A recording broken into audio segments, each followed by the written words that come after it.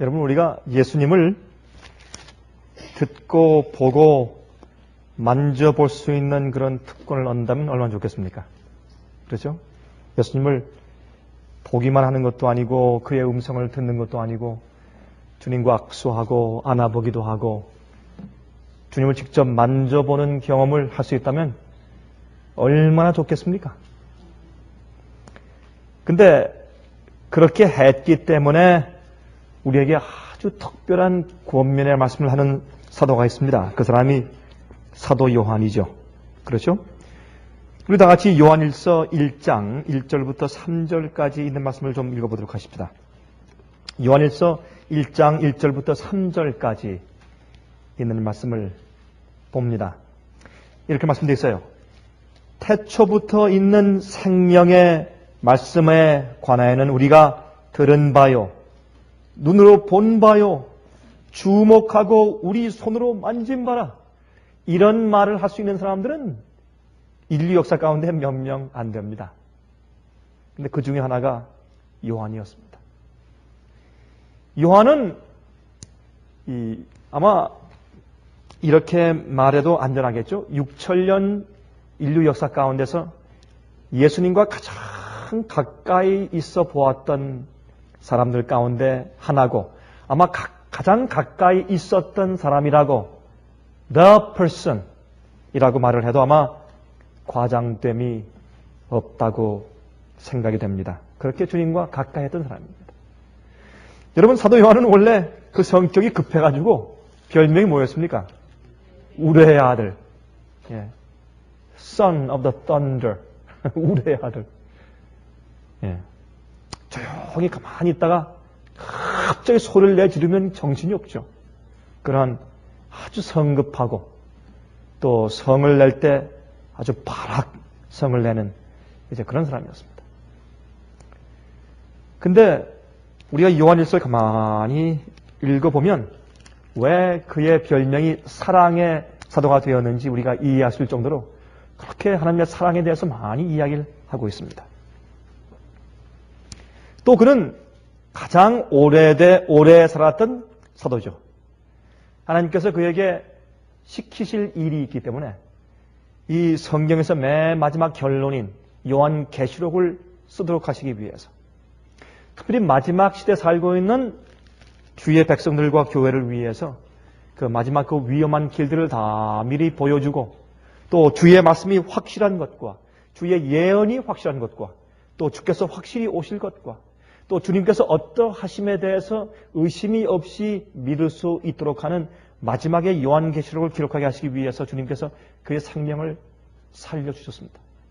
그래서 우리가 알다시피 정말 이 끓는 기름가마 속에 집어쳐 넣음을 당해서 거기서 시원하게 목욕하듯이 죽지 않고 살아나왔습니다.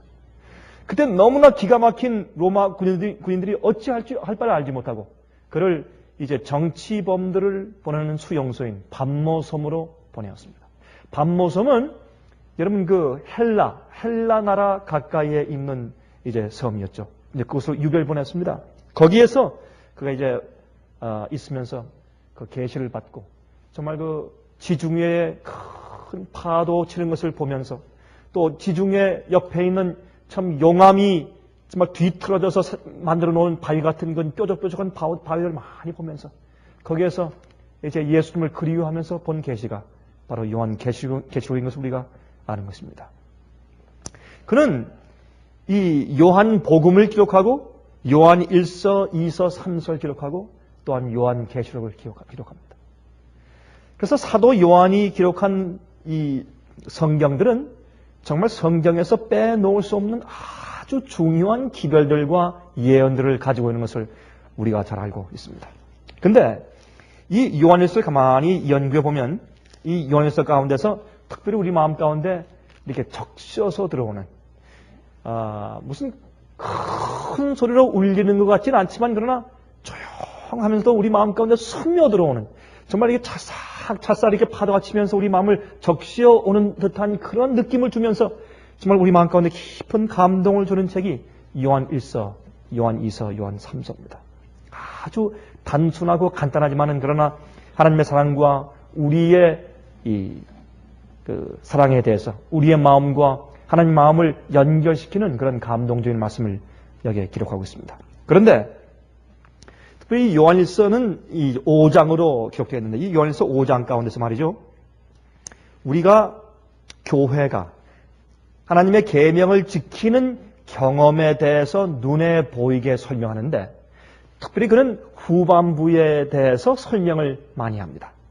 우리는 자주 하나님의 계명을 지키는 데 있어서 첫째 계명부터 넷째 계명까지를 이제 많이 강조하는 그런 경험들을 많이 하죠. 그러나 여기 이제 요한일서에는 이 5절부터 10절까지에 있는 내용을 좀 더 무게 있게 강조하고 있다고 우리가 읽으면 느껴지게 됩니다. 그래서 이 하나님의 계명을 지키는 후반부 경험에 대해서 눈에 보이게 설명을 하고 있습니다. 여러분 예수님께서 물으셨죠. 한 율법사가 와서 예수님께 질문했을 때 예수님께서 말씀하신 것처럼 말이죠. 내가 어떻게 하여야 영생을 얻으리까 했습니다. 그때 예수께서 율법에 무엇이라고 하느냐? 율법에 무엇이라고 하느냐? 예수님께서 답변하시기를 하나님을 사랑하고 어떻게 내 이웃을 내 몸과 같이 사랑하라. 이것이 무엇이라고요? 이것이 선지자와 율법의 강령이라. 여러분 강령이 무슨 말입니까? 강령이. 강령이란 뜻은 그것은 요약이란 말이죠. 요약. 아웃라인이란 말입니다. 다시 말해서 이제 10계명 하나님의 율법을 지키는 것이 영생을 얻는 길이야. 그렇게 말씀하시고 그렇죠? 예수님께서 이 땅에 오셔서 십자가에서 우리 죄를 위해 돌아가셨지만 한 번도 예수님께서 계명을 폐하신 적도 없고 계명을 낮추는 말씀을 하신 적도 없고 계명을 경시하신 적도 없으신 것을 우리가 압니다. 그러므로 여러분이 우리가 계명을 지키는 것은 하나님 사랑하고 이웃을 사랑하는 것입니다. 우리가 너무나 잘 알고 있는 것입니다. 예수께서 그래서 바로 온 마음과 뜻과 정성과 목숨과 힘을 다하여 주 너희 하나님을 사랑하고 또한 내 이웃을 내 몸과 같이 사랑하라. 이것이 선지자와 율법의 요약이라. 그게 전부라. 그렇게 말씀했습니다. 바로 이 사실을 우리가 알지만 우리가 하나님을 사랑하는 면에 대해서 많이 강조합니다. 왜요? 그것은 하나님을 사랑하는 면이 있지 않으면 우리가 이웃을 우리의 몸처럼 사랑할 수가 없습니다. 다시 말해서 하나님께서 우리를 사랑하신 것을 우리가 이해하고 하나님께로부터 오는 사랑을 받지 않으면 우리가 남을 사랑할 수 있는 순수한 사랑이 생기질 않습니다. 우리 인간의 마음속에 있는 이 사랑은 사실은 모두 다가 100%가 이기적입니다. 우리 인간의 마음속에서는 순수한 사랑이 자발적으로 흘러나올 수가 없습니다. 그것은 예수님께로부터 오는 사랑이 우리 마음 가운데 흘러넘쳐서 나오는 사랑이어야지만 우리가 이웃을 우리 몸처럼 사랑할 수 있는 것을 우리가 너무나 사랑합니다. 그것이 구원이고 그것이 의입니다. 그런데 이제 그것을 이제 우리가 알지만 우리가 많은 경우에 계명을 지키는 경험을 이야기할 때 하나님에 대한 사랑을 많이 강조하고 이웃에 대한 사랑에 대해서 덜 강조할 가능성이 많습니다. 왜요? 하나님을 사랑한다는 얘기는 우리 마음속에 있는 경험들이 있다면 잘 안 보입니다. 또 우리의 예배와 연금과 기도 등등을 통해서 종교 예식을 통해서 우리가 하나님을 사랑하는 것처럼 보일 수 있는 방법들이 꽤 많이 있습니다. 그러나 우리가 이웃을 내 몸처럼 사랑하는 그 계명을 지키기 위해서는 상당히 많은 희생이 필요합니다. 우리의 시간의 희생과 우리의 노력의 희생과 우리의 정서의 희생과 우리의 많은 희생이 필요합니다. 그러므로 또 우리가 많은 경우에 그렇게 하는 일에 있어서 실패하기 때문에 그런 면을 강조하기를 상당히 꺼려하는 것도 사실입니다. 그러나 요한 1서를 공부하면 요한일서 1장부터 5장까지 그 예수님의 계명을 지키는 부분에 있어서 후반부에 대해서 내 이웃을 내 몸처럼 사랑하라 라는 그 말씀을 아주 깊이 강조하고 있습니다. 심지어 말하기를 너희가 첫 번째부터 네 번째까지 하나님을 온 마음과 뜻과 정성과 힘을 다해서 목숨을 다해서 다 사랑한다고 말하는 사람이 내 이웃을 사랑치 아니하면 너는 거짓말하는 자라 그랬습니다. 그렇게 강력하게 강조하는 성경이 요한일서입니다. 우리 읽어보십시다. 1장 1절 읽었죠? 2절. 이 생명이 나타내신 바 된지라. 이 영원한 생명을 우리가 보았고 증거하여 너에게 전하노니 이는 아버지와 함께 계시다가 우리에게 나타내신 바 된 자니라. 우리가 보고 들은 바를 너에게 또 전함은 너희로 우리와 사귐이 있게 하려 하매니 우리의 사귐은 아버지와 그 아들 예수 그리스도와 함께 함이라 그랬습니다. 그래서 사실은 내가 전하는 예수는 그냥 듣기만 한 예수가 아니고 내가 만져보고 같이 살아보고 같이 들어보고 내가 직접 주목해보고 같이 지내본 예수. 하나님 아버지와 동등됨을 취할 것으로 여기지 아니하시고 종의 형상을 취하시고 이 땅에 오셔서 우리와 함께 거하시는 그분. 내가 그분을 너희한테 설명해 준다 그렇게 말하고 있는 것입니다. 그래서 우리의 사귐은 하나님 아버지와의 사귐인데 예수 그리스도를 통해서 사귀는 것이라고 우리가 지금 설명하고 있습니다. 2장 3절부터 읽어보십니다. 우리가 그의 계명을 지키면 이로써 우리가 저를 아는 줄로 알 것이요. 이제 계명을 지키는 일에 대해서 강조하고 있습니다. 4절. 저를 아노라 하고 그의 계명을 지키지 아니하는 자는 거짓말하는 자요 진리가 그 속에 있지 아니하되. 우리가 이 면을 하나님을 사랑하는 첫째부터 네 번째 계명, 나 이외에 다른 신을 내게 두지 말지니라. 또한 새긴 우상을 만들거나 거기 절하지 말라. 세 번째, 하나님의 이름을 망령되이 일컫지 말라. 네 번째, 안식일을 기억하여 거룩히 지키라. 그 면에서만 우리가 이해하지 말고 이제 여기 지금 사도 요한이 설명하는 것을 우리 귀를 기울여서 들어보도록 하십시다. 우리가 계명을 지키면 우리가 계명을 지켜야 우리가 하나님을 아는 줄로 안다 그 말입니다. 4절. 저를 아노라 하고 그의 계명을 지키지 아니하는 자는 거짓말하는 자요 진리가 그 속에 있지 않다 그랬습니다. 그럼 여기에 그의 하나님을 사랑한다고 말하면서 그의 계명을 지키지 않는 것은 거짓말하는 자라고 말하고 있는데 근데 그게 무슨 뜻인가 여기에? 그 뒤에 설명이 나옵니다. 이제 5절. 누든지 그의 말씀을 지키는 자는 하나님의 사랑이 참으로 그 속에서 온전케 되었나니 이로써 우리가 저 안에 있는 줄을 아노라. 저 안에 거한다 하는 자는 그의 행하시는 대로 자기도 행할지니라.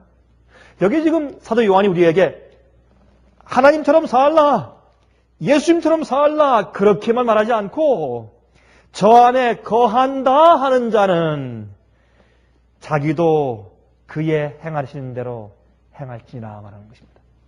이 조건이 있습니다. 예수 그리스도 안에 거하는 자만이 예수님처럼 살 수 있다 그렇게 설명을 하고 있습니다. 6절 보십시다. 이제.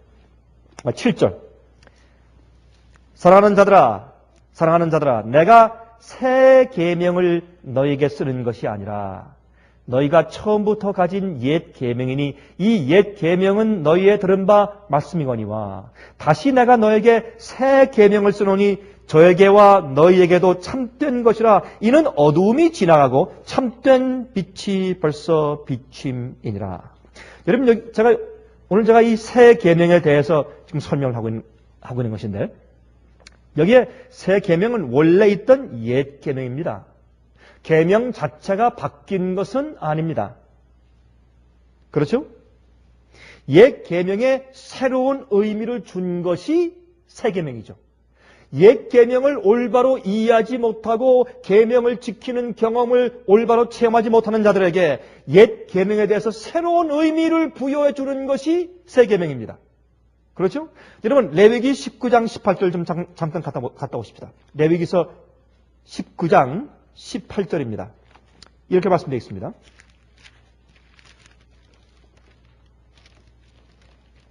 원수를 갚지 말며 동포를 원망하지 말며 이웃 사랑하기를 어떻게 해요? 내 몸과 같이 하라. 나는 여호와니라. 이미 내 이웃을 내 몸과 같이 사랑하라 하는 말씀은 이미 구약시대에 이미 주어지셨던 명령이고 말씀입니다. 여러분 하나님을 사랑하되 온 마음과 뜻과 정성을 다해 사랑하고 그 말씀은 신명기 6장 5절에 있어요. 또 내 이웃을 내 몸과 사랑하라 하는 말씀은 이미 구약성경의 레위기에 있습니다. 그러므로 예수께서 계명을 지키라. 계명을 지키는 것이 영생인데 그것은 온 마음과 뜻과 정성과 목숨과 힘을 다하여 주 너희 하나님을 사랑하고 또한 내 이웃을 내 몸과 같이 사랑할 것이니라. 이것이 선자와 율법의 강렬을 하신 말씀은 예수님께서 오셔서 새 계명을 주신 것이 아닙니다. 옛날에 이미 모세에 의해서 옛날에 이스라엘 백성들 주신 옛 계명 가운데 이미 다 들어있습니다. 그것을 그들이 경험하지 못하고 성령으로 거듭나지 못하기 때문에 그 계명을 지키는 것을 체험하지 못하는 사람들에게 옛 계명에게 새로운 의미를 주는 것이 새 계명이었습니다. 여러분, 음악 지휘자가 바뀌면 음악이 사실 죽어있던 음악이 살아나지 않습니까? 그렇죠? 마찬가지입니다. 여러분, 옛날의 랍비들의 가르침은 하나님은 죄인을 멸시하신다. 죄인 한 사람이 땅에서 말살되면 하늘에 기쁨이 있다. 그렇게 가르쳤습니다. 여러분, 이해가 안 되죠? 그것이 사실 옛날 예수님께서 이 땅에 사실 당시에 랍비들의 가르침이었습니다. 그때 예수께서 말씀하시기를 아니다. 죄인 하나가 회개하고 돌아오면 하늘에 기쁨이 있다 그랬어요. 또 랍비들은 율법을 지키지 않는 자들은 형제가 아니라 그랬습니다. 그러나 예수께서는 장기와 세리들을 자기의 친구라고 사귀셨습니다. 그들과 함께 같이 잡수셨습니다. 그들에게 복음을 전했습니다. 그러므로 정죄치 않으시는 사랑 때문에 소망이 생겼고 사랑은 남들을 이해하는 데부터 시작된다고 예수께서 당신의 생애를 보여주셨습니다. 그러므로 사실은 이 계명을 지킨다고 하는 것이 부모를 순종하라, 살인하지 말라, 간음하지 말라, 도둑질하지 말라, 거짓 증거하지 말라, 탐내지 말라, 이러한 우리 이웃과 이웃 사이의 계명들을 예수께서 말씀하신 그 계명들이 무엇인지를 예수께서 이 땅에 오셔서 생애를 보여주셨습니다. 그리고 예수님의 산 생애는 새 계명이었습니다. 그것이 하나님을 어떻게 온 마음을 다해 사랑하며, 다시 말해서 인간의 계명과 사람의 말과 사람의 이야기와 하나님 계명이 충돌될 때, 상충될 때, 그때 목숨을 바쳐 가면서까지 하나님 아버지의 뜻을 받드는 것이 계명을 지키는 정신입니다. 그리고 내가 죽고 나를 희생하더라도 남을 나보다 낫게 여기면서 그 영혼을 살리는 것이 내 이웃을 내 몸처럼 사랑하는 것입니다. 그것은 예수 그리스도 생의 그 본질을 말하고 있는 것을 우리가 알고 있습니다. 바로 그것을 지금 여기 요한 1서에서 요한이 지금 설명하고 있습니다. 우리가 그의 계명을 지킨다고 말하면서 예수께서, 예수의 영이, 예수의 정신이, 예수님의 사랑이 내 속에 있지 아니하면 우리는 새 계명을 지키는 사람들이 아니고 우리는 거짓말하는 자라라고 그는 고소하고 있습니다. 이건 어떤 때 우리가 사실 받기에 좀 어려운 이야기입니다. 어떻게 우리가 우리 스스로에게 우리가 거짓말하는 자인가 그렇게 말할 수가 있겠습니까? 그러나 사실 많은 경우에 사실 그러합니다. 여기에 사도 요한은 말하고 있습니다. 우리가 많은 경우에 우리가 계명을 지킨다고 하면서 사실 거짓말하는 자라고, 하나님의 사랑이 우리 마음 가운데 진실로 가득 차 있지 않으면 실로 우리가 계명을 지키는 것이 아니라는 것입니다. 하나님의 계명은 하나님의 의고 하나님의 성품이기 때문에 하나님의 계명을 지키는 것은 예수 그리스도의 성령이 내 마음 가운데 내재하지 않고선 계명을 지킬 수 없다는 것입니다. 첫 번째부터 네 번째까지 계명을 지킬 수 있는 그 똑같은 계명을 지킬 수 있게 만드는 똑같은 성령께서 내 마음속에서 다른 사람을, 내 이웃을 내 몸처럼 사랑할 수 있는 마음, 또한 그 계명을 지킬 수 있는 정신을 주실 수 있다는 겁니다. 그걸 지금 말하고 있는 것입니다. 지금 사도 요한은. 우리 3장을 좀 보실까요? 3장 9절부터 14절까지 보겠습니다. 3장 9절부터 14절까지. 하나님께로서 난 자마다 죄를 짓지 아니하나니 이는 하나님의 씨가 그의 속에 거하며 저도 범죄치 못하는 것은 하나님께로서 났습니다. 그렇죠? 우리가 범죄치 못한다. 그건 무슨 말입니까? 계명을 지킨다 그 말이죠.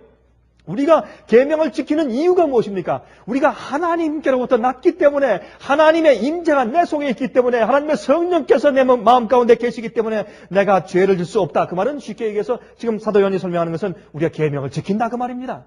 계명을 지킬 수 있는 유일한 근거와 이유는 하나님께로부터 내가 났다 그 말입니다. 거듭나고 주의 영께서 내 속에 오셔서 새로운 계명의 정신을 주셔서 내가 주님의 사랑으로 살 수 있게 하신다 그 말입니다. 그렇죠? 10절. 이러므로 하나님의 자녀들과 마귀의 자녀들이 나타나니 무릇 의를 행치 아니하는 자나 또는 그 형제를 어떻게 해요? 사랑치 아니하는 자는 하나님께 속하지 아니하니라 그랬습니다. 우리가 서로 사랑치 아니하면 그는 의로운 자가 아니라 그 말입니다. 그 사람이 겉으로 볼 때 첫 번째, 두 번째, 세 번째, 네 번째 계명을 잘 지키는 것처럼 보인다고 할지라도 내 형제를 진심으로 사랑하지 않는 자는 계명을 지키는 자가 아니라 그것을 여기서 선포하고 있는 것입니다. 사도 요한이. 이것은 우리가 받기 어려운 성질입니다. 그런 사실입니다. 이게 진리입니다. 11절. 우리가 서로 사랑할지니 이는 너희가 처음부터 들은 소식이라. 가인같이 하지 말라. 저는 악한 자에게 속하여. 여러분 악한 자가 누굽니까? 이때. 마귀죠. 마귀에게 속하여 그 아우를 죽였으니 어찌 연고로 죽였느냐. 자기의 행위는 악하고 그 아우의 행위는 의로움이라. 오, 여러분 여기에 있는 미움을 무엇을 말합니까? 시기와 질투를 말합니다. 시기와 질투를 의미합니다. 13절. 형제들아 세상이 너희를 미워하거든 이상히 여기지 말라. 우리가 형제를 사랑함으로 사망에서 옮겨 생명으로 들어간 줄을 알거니와 사랑치 아니하는 자는 사망에 거하느니라 그랬습니다. 그 형제를 미워하는 자마다 살인하는 자니 살인하는 자마다 영생이 그 속에 거하지 아니하는 것을 너희가 아는 바라. 아주 중요한 설명을 여기서 지금 하고 있죠. 4장 보십시다. 4장 7절부터. 우리의 찬송을 부를 때 우리 자주 부르는 그 내용이 이 속에 들어있습니다. 4장 7절부터 읽겠습니다. 사랑하는 자들아 우리가 서로 사랑하자. 사랑은 누구에게? 하나님께 속한 것이니 사랑하는 자마다 하나님께로 나서 하나님을 알고 사랑하지 아니하는 자는 하나님을 알지 못하나니 이는 하나님은 사랑이심이라. 우리가 자주 부르는 찬송 가운데서 그런 찬송이 있죠. 바로 여기에 있는 이 찬송이죠. 여러분 그 찬송이 김두한 씨가 작곡한 걸 맞습니까? 사랑하는 자들아 우리가 서로 사랑하자. 그런 찬송이죠. 참 감동스러운 거죠. 9절. 하나님의 사랑이 우리에게 이렇게 나타난 바 되었으니 하나님이 자기의 독생자를 세상에 보내심은 저로 말미암아 우리를 살리려 하심이라. 사랑은 여기 있나니 우리가 하나님을 사랑한 것이 아니요 오직 하나님이 우리를 사랑하사 우리 죄를 위하여 화목제물로 그 아들을 보내셨음이니라.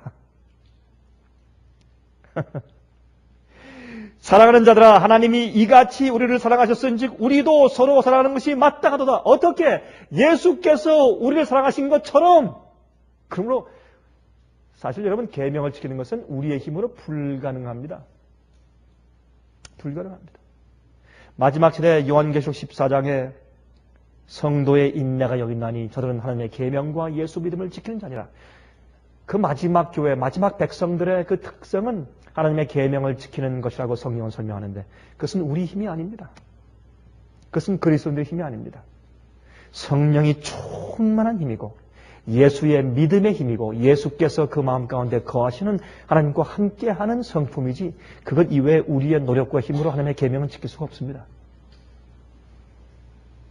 여기 있는 말씀은 사랑은 여기에 있다. 우리 마음속에서 우리가 사랑하는 인간의 사랑 그거 말고 사랑은 여기 있으니 하나님이 우리를 사랑하신 것 아들 예수 그리스도를 보내신 것 예수께서 이 땅에 오셔서 우리를 위해서 십자가 돌아가신 것 그것이 사랑이야. 우리도 그런 사랑을 좀 해보자. 그렇게 해서 사랑의 개념을 좀 설명하는 것입니다. 여긴 에로스의 인간의 남녀간의 사랑도 아니고 그저 인간의 우정 정도의 필레오 사랑도 아닙니다. 이것은 아가페 사랑을 말합니다. 하나님께서 조건 없이 사랑하시는 사랑을 말합니다. 그것이 그런 사랑은 우리 마음 가운데 사실 없습니다. 우리 솔직히 인정합시다. 그런 사랑은 우리 마음 가운데 없습니다. 우리가 예수님의 그 희생과 은혜를 가만히 명상할 때 우리의 마음씨 좁음, 그렇죠? 우리의 교만, 우리의 시기심, 우리의 이기심, 우리의 좁아 터진 마음, 우리의 싸우는 마음 말이죠. 우리의 못된 성질들이 그렇게 미워지고 답답하고 가슴이 무너내려앉고 내가 저 영혼을 그렇게 사랑하지 못하는가 하는 마음 때문에 마음이 아프고 그렇죠? 눈물이 흐르고 주 앞에 무릎 꿇게 되고 기도하게 되고 주의 성령을 달라고 말하게 되고 그런 것입니다. 그래서 예수님께로부터 오는 사랑만이 우리 마음 가운데 남을 사랑할 수 있게 하는 그런 원동력이 된다고 말입니다. 그걸 지금 강조하는 것이죠. 사랑은 바로 여기에 있다. 우리 인간의 사랑의 예가 아닙니다. 다니엘 침례 요한이 아니에요. 에녹도 이게 설명하지 않았어요. 예수님이 사랑의 모범이에요. 여기 보니까. 우리도 그렇게 좀 사랑해보자. 그렇게 설명하는 것입니다. 16절. 하나님이 우리를 사랑하시는 사랑을 우리가 알고 믿었노니 하나님은 사랑이시라. 사랑 안에 거하는 자는 하나님 안에 거하고 하나님도 그 안에 거하시느니라.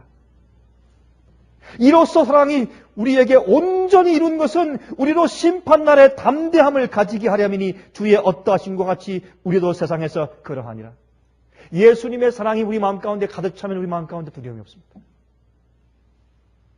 우리가 온전해질 수 있습니다. 19절. 우리가 사랑함은 그가 먼저 우리를 사랑하셨습니다. 누구든지 하나님을 사랑하노라 하고 그 형제를 미워하면 이는 어떻게 하는 자입니까? 거짓말하는 자니 보는 바 그 형제를 사랑하지 아니하는 자가 보지 못하는 바 하나님을 사랑할 수가 없느니라. 우리가 이 계명을 주께 받았나니 하나님을 사랑하는 자는 또한 그 형제를 사랑할지니라.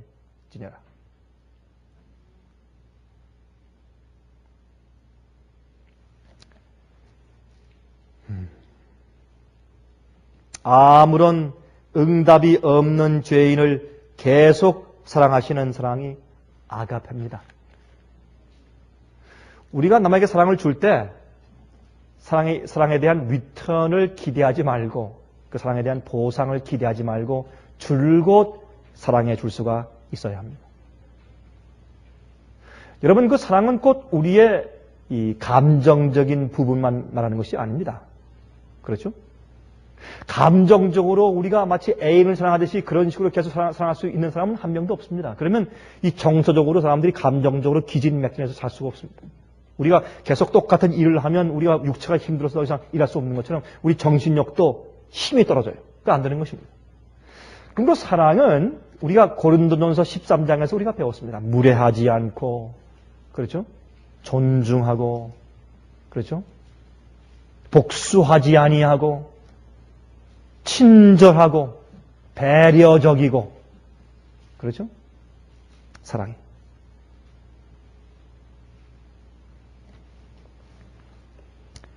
한 번 말입니다. 여러분 조나탄 에드월드 목사님 혹시 아신지 모르겠습니다. 조나탄 에드월드 목사님. 미국 초기에 이 콜로니얼 당시에 굉장히 미 동북부에서 알려졌던 부흥 강사 목사님이시고 또 이분이 예일 대학의 제일 처음에 총장을 지내신 목사님이십니다. 제일 초기에. 그때 아주 정말 영적으로 힘이 있고 또 교회 많이 부흥을 일으킨 그런 목사님 가운데 하나 있었습니다. 한 번은 이제 부흥을 끝마치니까 한 부인이 이제 집에 돌아가지 않고 자꾸 이제 손을 비비면서 목사님을 기다리고 있습니다. 그래서 가서 이제 물어보니까 아니 부인 왜 집에 안 가고 있습니까? 목사님 이번엔 꼭 좀 우리 집에 좀 가셔야 합니다. 꼭 좀 우리 집에 가서 하룻밤만 좀 주무시고 가셔야 합니다. 제가 꼭 부탁했습니다. 너무 간절하기 때문에 이제 같이 이제 마차를 타고 갔습니다. 그런데 그 부인이 이제 그 목사님께 설명하기를 목사님 사실은 제 아들 때문에 가자고 한 것입니다. 제 아들 때문에. 제 아들이 술 주정뱅입니다. 너무나 술을 많이 마시고 토하고 술만 마시면 이건 동물이지 인간이 아닙니다. 그래서 우리 남편이 그 아들을 이미 버린 지 오래되었습니다. 아예 버리려고도 안 하고 이미 내쫓았습니다. 그때 제가 어떻게 아들을 내쫓습니까? 내 아들인데. 그래서 할 수 없이 내가 내 아들을 저 앞에 집에 좀 떨어져 있는 닭장을 좀 개조해서 거기 좀 치우고 거기 침대를 넣고 내 아들 거기서 자게 합니다. 들어가면 냄새가 나서 견딜 수가 없습니다.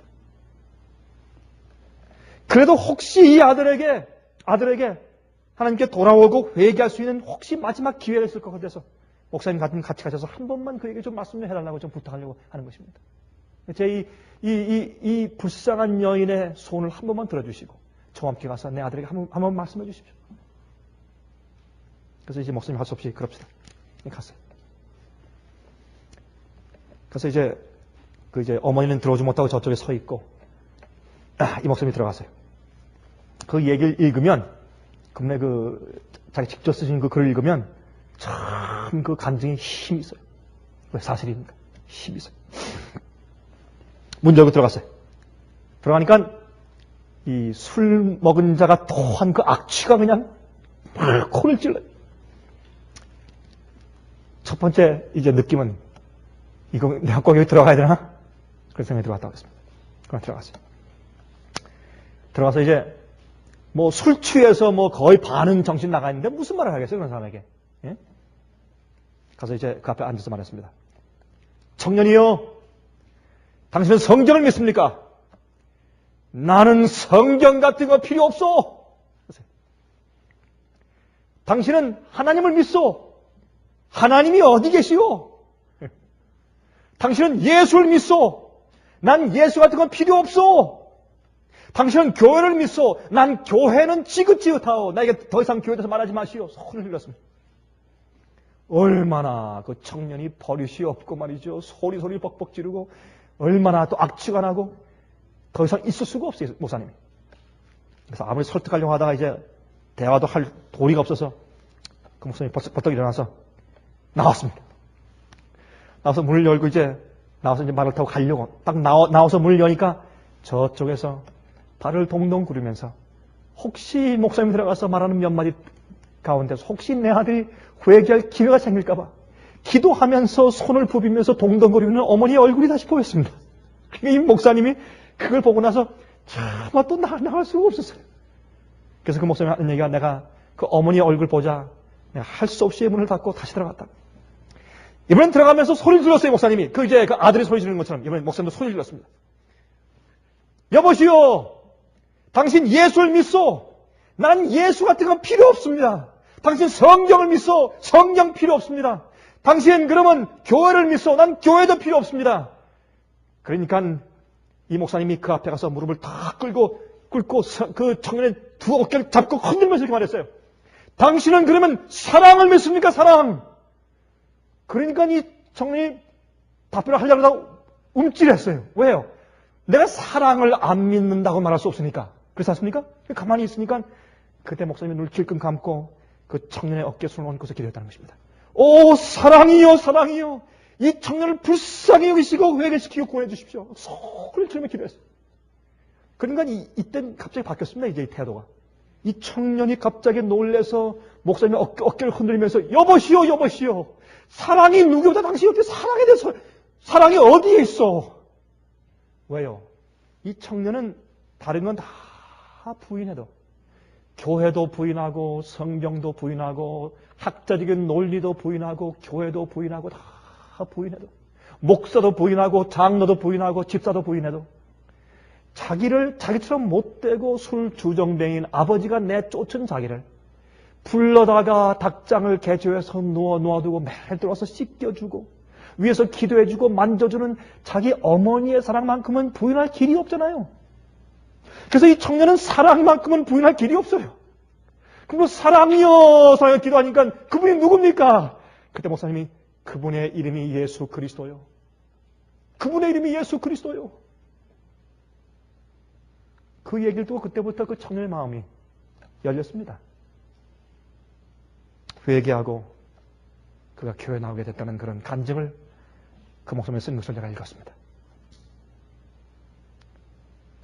여러분, 많은 경우에 교회 안에서나 교회 밖에서나 우리의 논리와 우리의 교리와 성경 가르침과 모든 것들이 통하지 않을 때가 많습니다.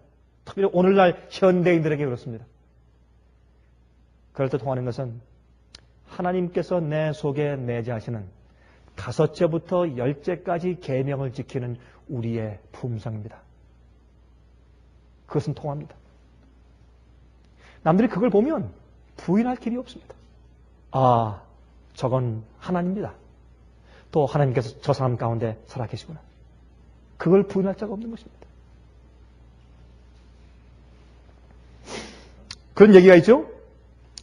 하늘의 별들을 보기 위해서는 망원경을 통해서 보고 천체 망원경을 통해서 보고 하늘은 무엇을 통해서 본대요? 예? 눈물의 렌즈를 통해서 본대요, 하늘은. 눈물을 많이 흘려야 하늘이 보인대요. 근데 여러분, 예수님과 진리는 무엇을 통해서 볼 수 있는 줄 아십니까? 사랑의 렌즈를 통해서만 볼 수 있다는 겁니다. 여기에 지금 사도 요한은 우리에게 그것을 강조하고 가르쳐 주고 있는 것입니다.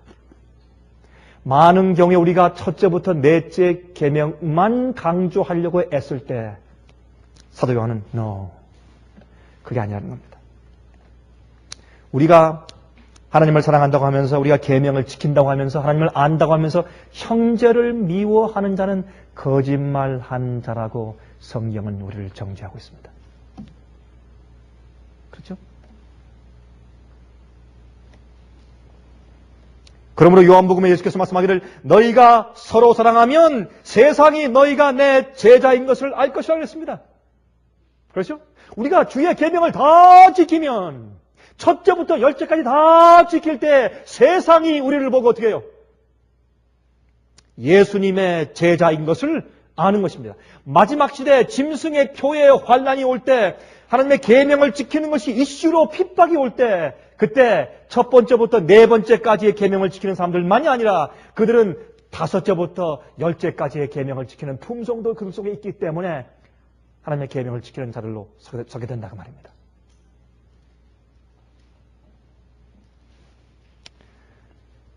제가 이야기 한 가지만 더 하고 마치겠습니다.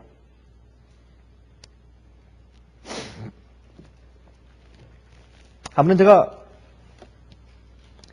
한 기독교 모의간지에서 다음과 같은 제가 이야기를 읽었습니다. 참 아주 감동적인 이야기였습니다. 이 이야기를 쓴 사람은 그 본인의 간증을 한 것인데 그 사람의 이름이 보야 비트로비치라는 사람인데 이 사람은 루마니아에서 온 그리스도인인데 미국에 와서 산 지가 꽤 오래된 사람이었습니다. 근데 그 사람이 이제 간증을 했는데 참 재밌는 이야기를 썼어요. 자기가 한 번은 이 사람은 그 건축업자입니다. 집을 짓는 건축업자예요. 그래서 한 번은 플로리다 주에 있는 사라소타라고 하는 그런 도시에서 한 식당에서 고급 식당에서 자기 같이 일하는 사람과 세 사람이 자기와 함께 세 사람이 만나서 의논을 하고 있는 그런 중이었습니다. 식사하면서 한 사람의 이름은 짐인데 짐은 지붕 재료를 파는 세일즈맨이었습니다. 또 두 번째 사람은 밥입니다. 그 밥은 청부업자였습니다. 또 보야와 함께 세 사람이 같이 모여서 식사하면서 사업을 논의하고 있는 중인데 우연히 짐과 밥이 자기가 왜 교회에 다니고 있지 않는지에 대해서 설명하는 얘기를 했습니다. 내가 왜 교회 안 나가는가 하는 것을 말하기 시작하고 그때 또 밥도 얘기하고 그때 마지막으로 보야가 나는 왜 계속해서 지금 내가 지금 교회를 다니고 있는가 하는 이유에 대해서 말하게 되었습니다. 짐이라는 사람이 이렇게 말했습니다. 짐이 나는 내가 어릴 때 어머니가 내가 그렇게 피곤해 죽겠는데 어머니가 교회 부흥회가 일주일 내내 있는데 그 부흥회에 참석하지 않으면 안 된다고 내가 공부할 것도 많고 눈도 아프고 피곤해 죽겠는데 안 돼. 교회 가야 돼. 교회 안 가면 큰일 나는 것처럼 붙들고 왔습니다. 그것은 굉장히 좋은 일이지만 그러나 굉장히 아마 강요를 많이 했던 것 같습니다. 그 의도는 좋지만. 그래서 교회 가서 앉혀놓고 옆에 앉혀놓고 졸면 꼬집고 교회 안 가면 안 된다고 붙들어 앉혀놓고 말이죠. 강요를 많이 했다 그래요. 그렇게 하기 때문에 한 번은 너무나 피곤해서 엄마 나 오늘 집에 조금 자면 안 돼요? 안 돼. 가자. 그날 밤에 교회 가서 설교 드리면서 마음 가운데 그 짐이 느끼기를 내가 18살만 되면 내가 다시는 어머니의 교회를 내가 절대로 안 나오겠다 결심을 했다 그래요. 그래서 18살 된 다음부터 교회를 안 나갔다고 그렇게 간증을 했습니다. 그건 간증이라고 해도 될런지 하여튼 짐이 그렇게 말을 했어요. 자기가 교회를 안 나오는 이유를 설명을 했습니다.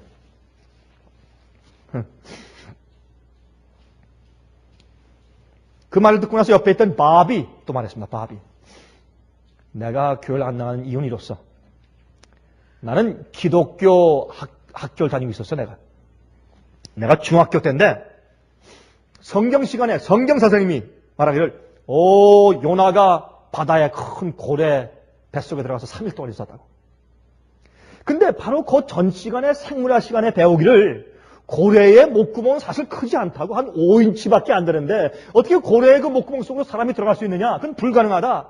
그래서 성경은 이건 하나의 신화지 이건 진짜가 아니라 그런 마음이 들어가서 질문했대요.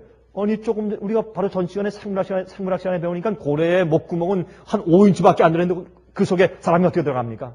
난 그거 안 믿겠습니다. 그러니까 성경 선생님이 나오라 그래놓고 막 뺨을 막 때리면서 야단쳐가지고 얼마나 무한을 당했는지 성경 안 믿는다고 무한을 당해가지고 그 다음부터 나왔으니 그 시간 끝난 다음에 내가 크면 내가 절대로 이런 교회 안 나온다.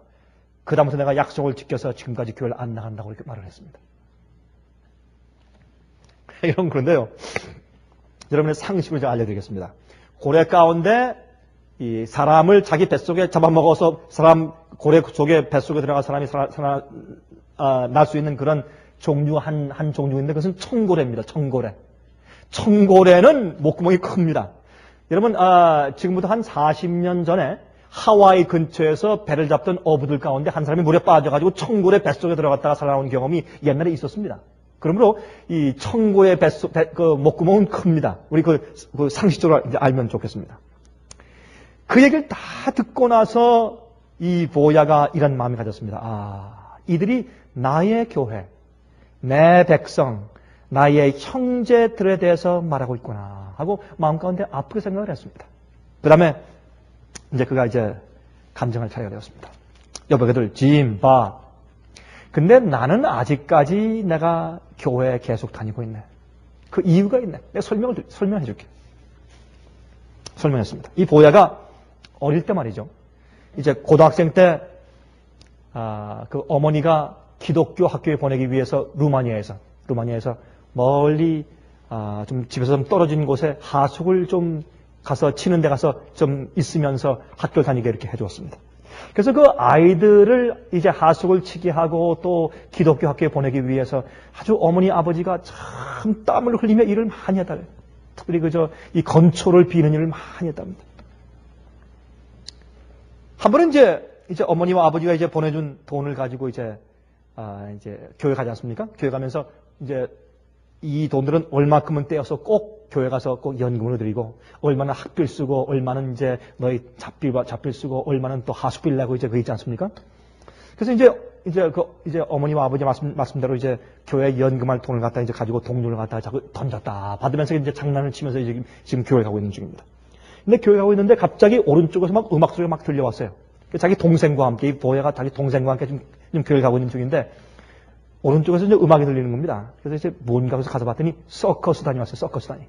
여러분 옛날에 그 서커스 단 한국 용어도 기억하십니까? 서커스 단이 와가지고 천막을 치고 서커스를 하고 있는데 막 앞에서 그냥 나팔을 불고 막 난립니다. 오라고 좀 초청하더라고. 그때 이제 남녀노소 할 것 없이 아이들까지 전부 그들 몰려가서 지금 들어가고 있습니다. 그때 이 보야의 마음 가운데 그 서커스 구경하고 싶은 생각이 그냥 가득 들어왔습니다. 그 동생에게 야 가서 우리 구경하자. 형 돈 없어. 이거 있잖아. 연금 납부 이거 있잖아 이거. 안 돼. 그거 엄마 아빠 알면 큰일 나. 이 동생은 그래도 좀 착실했는지 거절했습니다. 그래 그럼 너 혼자 가. 그냥 형 동생 가라고 해놓고 이제 보야가 이제 혼자 갔습니다. 혼자 가서 이제 그 연금 낸 돈을 가지고 표를 사가지고 들어갔습니다. 들어가서 혹시 남이 볼까봐 교회 가기 위해서 지나가는 교인들이 볼까봐 제일 앞에 가서 지금 거기 딱 앉아서 지금 구경하고 있습니다. 한참을 재밌게 좀 구경을 하고 있는데 뒤에서 익숙한 목소리에서 목소리의 음성이 들립니다. 뭐야? 야, 이거 그냥 좀 꿈을 꾸나? 이게 생신가? 뭐야? 이상해서 얼핏 돌아보니까 저 뒤에 입구에서 어떤 사람이 손을 흔들고 내보니까 자기 어머니예요. 청천벽력이죠. 이럴 수가 있습니까, 세상에? 예? 자기 몰래 지금 앞에 지금 교회 안 가고 지금 저 앞에 나가서 지금 제 앞좌석에 앉아서 지금 서커스를 보고 있는, 지금 즐기고 있는 시간인데. 화가 났습니다. 그래서 이제 못 들은 척하고 탁 앉아서 가만히 있었습니다. 또 소리가 들렸습니다. 보야! 가만히 있었습니다. 또 보야! 한참 부른 다음에 벌떡 일어나서 나갔습니다. 나가서 그냥 이 속에서 불이 나오는 것처럼 어머니한테 이제 어머니의 그 얼굴에 대고 쏘아댑니다, 지금. 마음 가운데 죄책감이 많으면 화가 더 나오죠, 그렇죠? 우리 다 경험해봤죠, 옛날에. 어머니를 향해서 지금 말했습니다. 도대체 날더러 어떻게 하란 말이에요? 이제 이렇게 말했습니다. 제가 읽어볼게요. 화산이 폭발하듯이 나는 어머니를 향해서 소리쳤지. 나는 짐과 밥을 향해서 물었다. 그때 내 엄마가 내게 어떻게 했는지 알겠나? 부드럽고 온유한 목소리로 내게 이렇게 말씀했다네. 내 아들아, 지난 금요일 날 내 아버지와 나는 농장 일이 너무나 바쁘다 보니 내게 음식을 가져오지 못했지 않았겠니? 그래서 오늘 온 거야. 너희가 먹을 음식은 하숙집에 놓고 왔어. 그리고 너희를 보려고 교회로 갔더니 내 동생만 있더구나. 실은 내 동생에게 돈을 좀 주고 보야 너에게도 잡비를 좀 주려고 이렇게 찾아온 거야. 내 어머니는 미소를 지으며 내게 돈을 건네주면서 키스를 하고는 잘 있어라 내 아들아. 하나님께서 너를 축복하시길 바란다 라고 말했지. 엄마가 마차에 올라타고 아빠와 함께 저 멀리에 있는 오솔길 굽은 골목길을 지나서 사라져갈 때까지 나는 넋을 잃고 바라보고 서 있었다네. 내가 얼마나 오래 거기서 있었는지 모르지만 내 마음속에 분노가 부드러운 엄마의 대답에 다 녹아버렸지. 창피함과 죄책감이 밀려오면서 한편으로는 나보다 훨씬 더 크신 분의 임재를 느꼈다네. 나는 하늘을 쳐다보면서 이렇게 말했지. 하나님, 만일 당신이 내 부모님처럼 친절하고 인내하며 사랑스러운 분이시라면, 만일 하나님 당신이 내 어머님만 같으신 분이라면 나는 당신을 사랑합니다.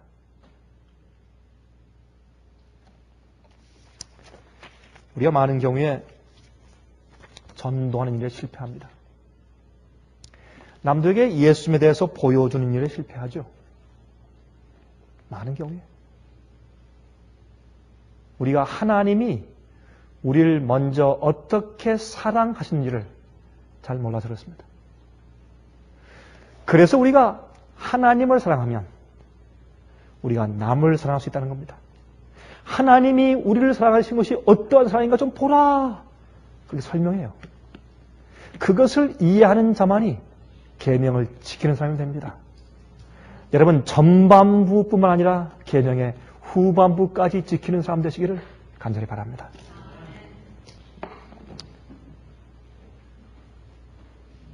하늘에 계신 우리 아버지, 오늘 저희가 공부한 요한 1서를 주심으로 저희 마음 가운데 참 사랑이 무엇인지 알게 하셨으니 정말 감사합니다.